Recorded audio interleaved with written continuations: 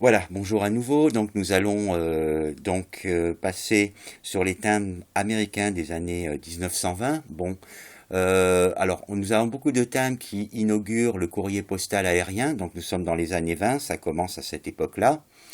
Nous avons aussi beaucoup de personnalités du passé, mais surtout une bonne série sur les présidents des États-Unis, hein, qui ont gouverné le pays au 19e siècle et début du 20e siècle. Beaucoup de timbres sur des batailles et des migrations d'Européens vers les États-Unis. Alors, nous allons commencer avec ce bloc de 6 que vous voyez ici. Alors là, vous avez donc un bloc qui représente Vincennes, pas le Vincennes de Paris évidemment, avec Clark, donc 1752-1818. Alors c'était un grand militaire américain pendant la guerre d'indépendance. Et ici nous voyons la prise de Vincennes dans la campagne de l'Illinois. Voilà. Donc 1779-1929. Voilà. Ensuite ici, donc un autre, donc des années 1920. Là, encore un bloc sur Washington, donc des années 20.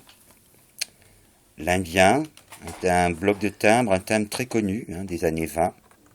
Voilà. Ensuite, ici, nous avons les chutes du Niagara, 25 centimes.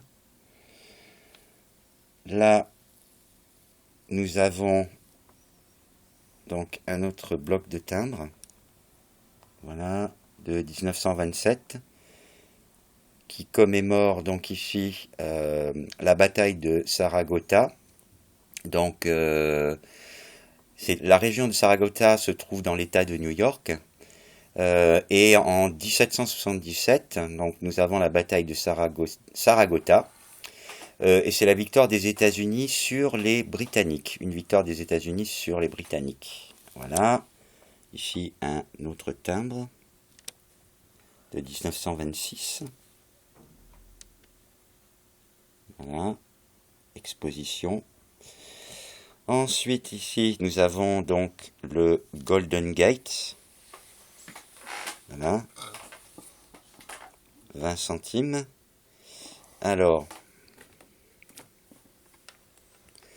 évidemment, le Golden Gate, comme vous savez, c'est un fameux pont suspendu en Californie, qui se trouve à l'ouest, et il relie donc la baie de San Francisco à l'océan Pacifique.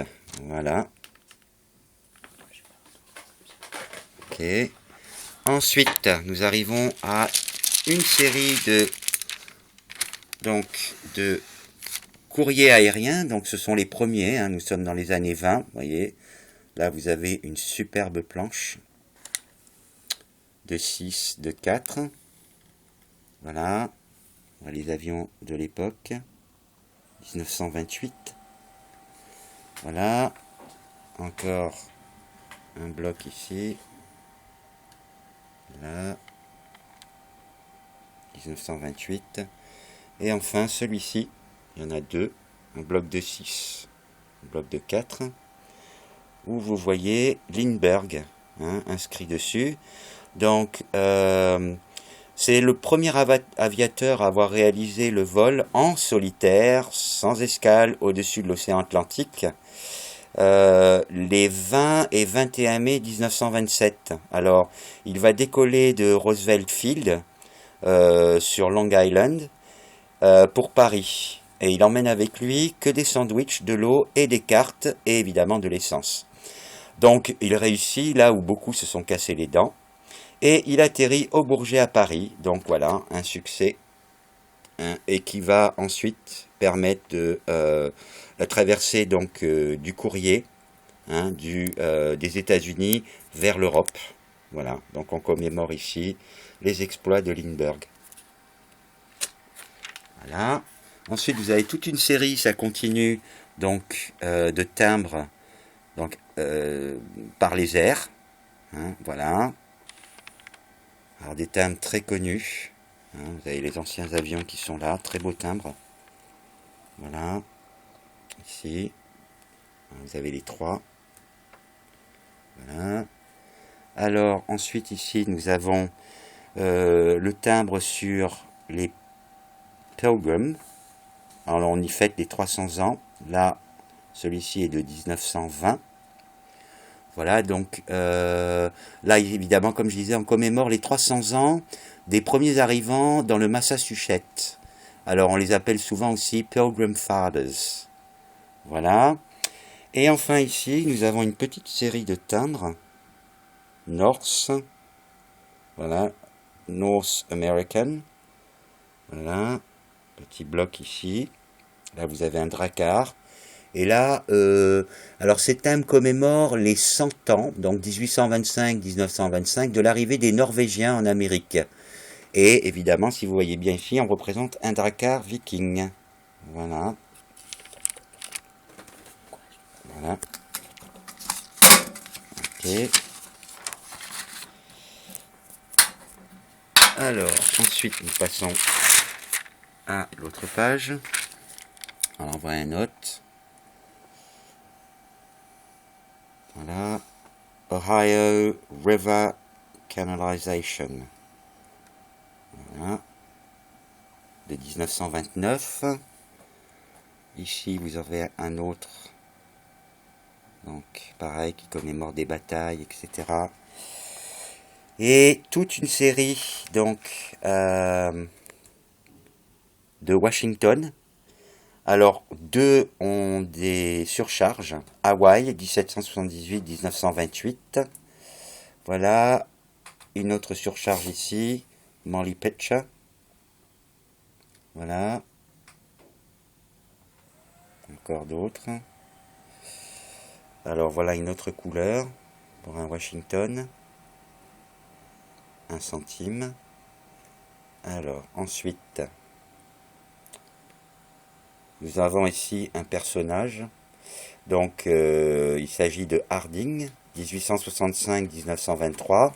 Alors, il était le 29e président des États-Unis.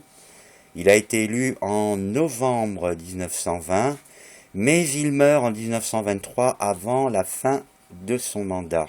Voilà, il n'a pas terminé son mandat. Voilà un autre ici. Voilà. Encore un bloc. Je ne vais pas vous raconter l'histoire de tous les timbres, parce que je n'aurais pas fini. Voilà. Alors, ensuite, on arrive à toute une série aussi de présidents, entre autres, hein, qui ont gouverné les États-Unis. Alors ici, vous avez McKinley, voilà, en 7 centimes. Alors 1843-1901, c'était le président des États-Unis, donc de 1897 à 1901. Ensuite, ici, nous avons le président Grant, 1822-1885, 18e président des États-Unis entre 1869 et 1877. Voilà. Là, nous avons un autre Roosevelt, mais pas celui des années 30, évidemment. Ici, nous avons Theodore Roosevelt, 1858-1919, qui fut le président des États-Unis de 1901 à 1908. Voilà. Ensuite, nous avons ici le 20e président des États-Unis, alors 1831-1881. Et évidemment, sa présidence ne va durer que 200 jours seulement, puisqu'il sera assassiné juste après avoir été élu, donc 200 jours après, on va dire. Voilà, ce qui nous rappelle un petit peu l'assassinat de J.F. Kennedy en 1963. Voilà, ensuite nous avons Monroe, James Monroe. Alors lui, ça a été le 5e président des États-Unis, entre 1817 et 1825. Voilà. Ensuite, nous avons ici Thomas Jefferson, 1743-1826. Alors lui, il a été le 3e président des États-Unis, entre 1801 et 1809, et l'un des pères fondateurs de la Déclaration d'indépendance en 1776. Voilà. Alors ensuite, nous avons ici Nathan Hale, Donc 1755-1776. Alors lui, c'est pas un président, ouais, un jeune homme. Donc c'est l'un des premiers espions américains. Il a été capturé par les Britanniques pendant la bataille de Long Island. Et il est très connu pour avoir dit, il a été pendu, et juste avant d'avoir été pendu, il a dit, je regrette seulement de n'avoir qu'une seule vie à donner pour mon pays. Voilà. Donc un héros, considéré comme un héros par son pays. Alors ici nous avons deux petits blocs de 4 qui représentent donc Lincoln, connu, hein. Donc 1809-1865. Il fut le 13e président des États-Unis pendant la guerre de sécession. Donc pas une présidence très facile, hein, pour ce monsieur très connu. Voilà. Ici nous avons donc l'expédition Sullivan. Je ne peux pas les mettre tous dans le bon sens. Pas beaucoup de place. Voilà. Alors, d'autres timbres qui sont connus. Alors ici, toujours pareil, poste aérienne. Hein. Alors celui-là est très connu des philatélistes, donc américains. Hein. Très beau bloc de 6. Ici, les bisons. Américain, un timbre connu aussi, 30 centimes. Alors ici nous arrivons à une petite série, je vous la présente, voilà. Ils sont 3, il y a un avec un bloc de 6, un bloc de 4. Alors, une petite série très connue, très célèbre des années 20. Donc voilà, je m'en rapproche. Des Huguenot Walloons. Alors, cette série représente des protestants wallons qui ont quitté donc l'Europe et qui sont venus s'installer aux États-Unis. Et ces protestants ont contribué à la fondation de la Nouvelle Amsterdam, comme vous savez, qui est devenue ensuite New York. Hein, voilà, donc commémore leur arrivée. Voilà. Le deuxième ici, leur installation. Timbre de 1924. Et celui-ci, qui en fait partie aussi. Voilà. Statue qui représente donc leur arrivée. Et qui a celui-là un certain prix d'ailleurs. Hein. Il n'est pas donné. Voilà. Surtout si vous avez les 3. Alors, enfin, d'autres timbres, très beaux, hein, très beau rouge d'ailleurs. Alors là, nous avons United States Parcel Post. Voilà. Début des années 20, celui-ci. Pareil là. Pareil ici, on commémore donc travail de la poste, des postiers. Post Office of the United States. Voilà. Et aussi un dernier qui se trouve sur cette page. Voilà, très beau bloc aussi. Special Delivery.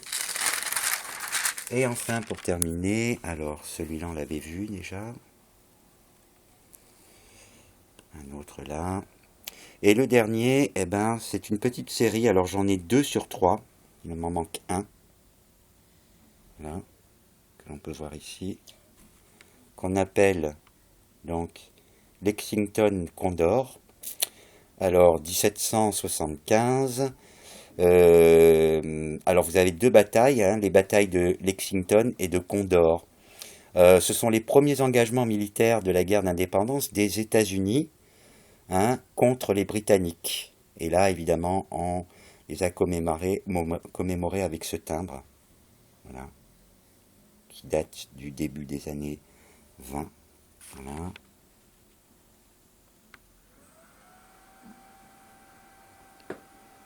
Voilà, eh bien je vous remercie et ben, nous terminerons peut-être dans une autre partie les quelques timbres qui me restent des États-Unis.